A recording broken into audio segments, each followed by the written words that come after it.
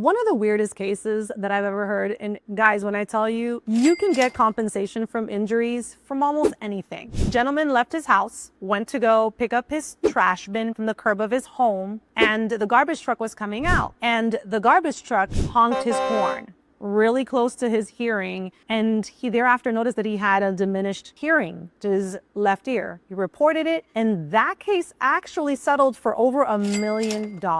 He experienced loss of hearing because a truck, a waste management truck, or not necessarily the company themselves, but a garbage company, honked and caused him hearing loss. Go figure.